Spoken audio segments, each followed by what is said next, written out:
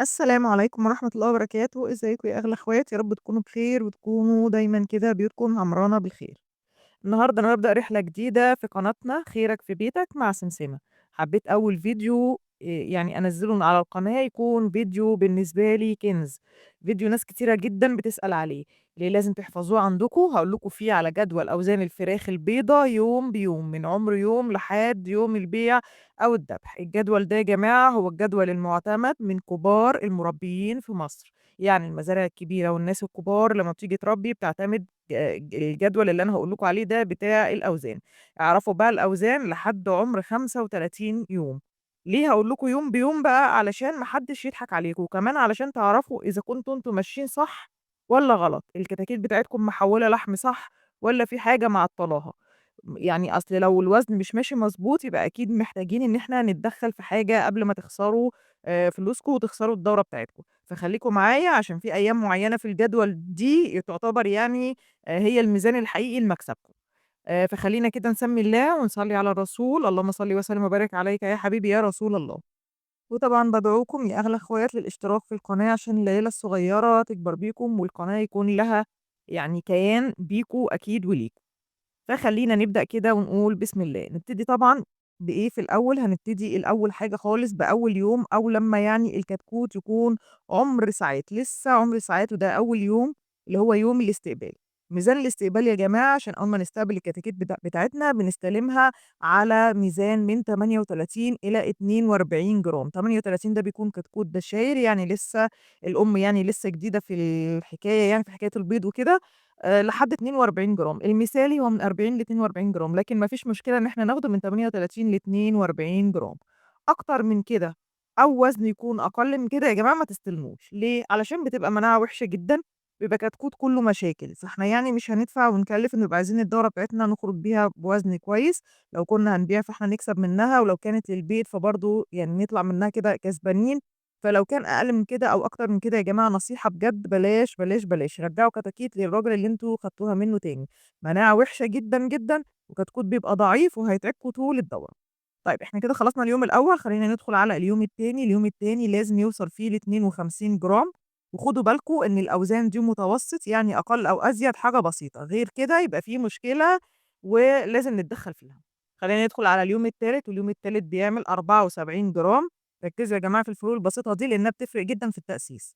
اللي جاي بقى هو المهم، لو فراخكم في اليوم السابع ما جابتش الوزن اللي أنا هاقول لكم عليه، يبقى كده لازم تلحقوا نفسكم فورًا وتشوفوا الخلل فين، ويالّا بينا نكمّل الجدول. في اليوم الرابع الكتكوت بيوصل ل94 جرام، اليوم الخامس 114 جرام، واليوم السادس 140 جرام. نقفّل بقى الأسبوع الأول في اليوم السابع بوزن 160 جرام. لو جاب معاكم الوزن ده يبقى أنتم كده ماشيين تمام التمام، ويبقوا أنتم كده تمام جدًا. والأسبوع الأول لو عدّى يعني كويس، يبقى أنتم كده إن شاء الله باقي الدورة يعني بإذن الله هتخرجوا منها مستريحين. هاتوا ورقة وقلم بقى واكتبوا ورايا يا جماعة علشان ما تنسوش. يالّا اليوم التامن بتوصل فيه ل197 جرام، اليوم التاسع 230 جرام، اليوم العاشر 270 جرام، اليوم ال11 310 جرام، اليوم ال12 بتوصل 360 جرام، واليوم ال13 بيبقى وزنها 420 جرام. نوصل بقى لليوم ال14 والمفروض الميزان يقرا 450 جرام. ركّزوا بقى يا جماعة لإن من بعد اليوم ال14 ده بتبدأ الفرخة ترمي لحم بجد. الميزان بقى بيفرق ساعتها بقى بالساعة هاقول لكم مش باليوم يعني. في اليوم ال15 عشان نقفّل كده يعتبر إن إحنا الأسبوعين الأولانيين بيوصل فيه ل530 جرام، يعني نُص كيلو زيادة حاجة بسيطة. ندخل على اليوم ال16 وده في الأسبوع التالت، يوصل فيه ل600 جرام، اليوم ال17 645 جرام، ال18 730 جرام، اليوم ال19 800 جرام، اليوم ال20 870 جرام، ال21 ونقفّل الأسبوع التالت ب930 جرام، يعني كيلو إلا حاجة بسيطة أو تقريبًا كيلو. يعني ال3 أسابيع الأولانيين أهو، بعد ال3 أسابيع بالضبط في نهاية الأسبوع التالت بتكون الفرخة بتاعتنا عملت كيلو. وطبعًا إحنا بنغيّر العلف من بادي لنامي بعد وصول الوزن فوق ال600 جرام. ندخل بقى على اليوم ال22 وعايزة أقول لكم إن في العمر ده هنلاحظ قفزات في الوزن، يعني هتلاقوا إن الوزن زاد بسرعة رهيبة جدًا.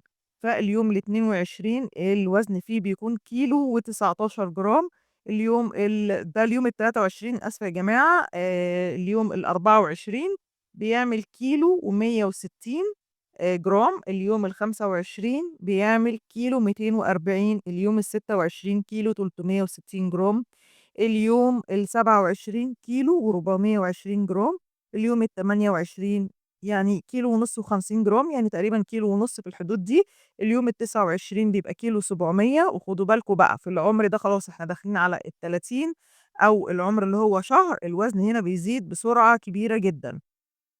فاليوم ال30 بيبقى كيلو و800، اليوم ال31 كيلو 900، لو هتلاحظوا هتلاقوا بيزيد بمعدل 100 جرام أو 150 جرام كمان في اليوم.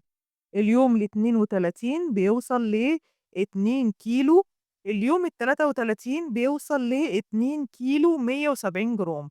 اليوم ال34 2 كيلو و300 جرام، واليوم ال35 2 كيلو ونُص، وده كده تمام الدورة اللي ناس كتيرة أوي، أوي بتتم دورتها على اليوم ال35 بيوصل فيه الفراخ ل2 كيلو ونُص. طبعًا لو أنتم عايزين تسيبوه ل3 كيلو أو أكتر، يعني عايزين يوصل ل3 كيلو، عايزة أقول لكم إن هو من بعد اليوم ال35 لحد اليوم ال45 ممكن يوصل فيه ل3 كيلو ونُص. يعني خلال ال10 أيام دول من بعد اليوم ال35 بيوصل ل3 كيلو و3 كيلو ونُص. يعني كل أمّا هتسيبوهم أكتر يا جماعة الفراخ البيضا عادي بتزيد في الوزن، لكن طبعًا ما تسيبوهمش أكتر من كده، لإن هو بييجي لهم الموت المفاجئ، علشان هم بيبقى ليهم عُمر معيّن ووزن معيّن، لو زاد الوزن ده عن كده يعني القلب والكلى والكبد مش بيستحمل، فممكن يموتوا فجأة. فإحنا يعني هي أقصى الدورة بتاعتها أقصى يوم 45 يوم، بس عايزة أقول لكم طبعًا إن كان في تجارب أكيد لناس كتير مُربّيين بيسيبوا برضه الفراخ لأكتر من كده، وبتزيد برضه في الوزن يعني، بس أنتم ونصيبكم. يعني أنتم ونصيبكم إذا كانوا هيكمّلوا يعني والّا إذا كانوا هيموتوا، عشان زي ما قُلت لكم كده هي بتبقى يعني الوزن الزيادة أوي مش يعني الفراخ البيضا مش بتتحمّل وزنهم لمّا بيزيد أوي. ده كده كان إيه، كان الجدول معانا يا جماعة ده لحد اليوم زي ما قُلت لكم كده ال35 بالضبط وال45 بتوصل لحد 3.5. ده جدول مُعتمد، الجدول المُعتمد ده يا جماعة زي ما قُلت لكم بيكون قابل للزيادة البسيطة أو النقصان البسيط. طبعًا لو قلّت الأوزان بشكل كبير ده معناه إن في مشكلة، ولو زادت الوزن يبقى طبعًا خير وبركة ورزق من رب العالمين. أهم حاجة، أهم حاجة يا جماعة الكتكوت نَفْسه من وهو عُمر يوم نكون جايبينه فرز أول. يعني بغض النظر كمان عن الميزان يكون كتكوت نضيف وكتكوت نشِط ويكون فرز أول.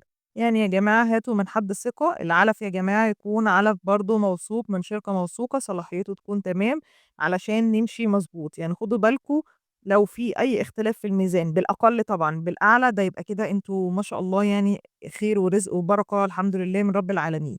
لكن أقل من كده يا جماعة يبقى أنتم أكيد، أكيد عندكم مشكلة يا في نوع الكتكوت نفسه، يا نوع العلف، يا التهوية، يا التدفئة، يا التربية نفسها. فأنا حبيت النهارده أفيدكم بالجدول اللي الناس كلها بتدوّر عليه، الجدول ده خلّوه قدّام عينيكم طول الدورة. وعشان قناتنا الجديدة تكبر بيكم، عايزة كل واحد بيشوفني دلوقتي يصلّي على النبي في التعليقات ويقول لي مبروك يا سمسمة على القناة الجديدة.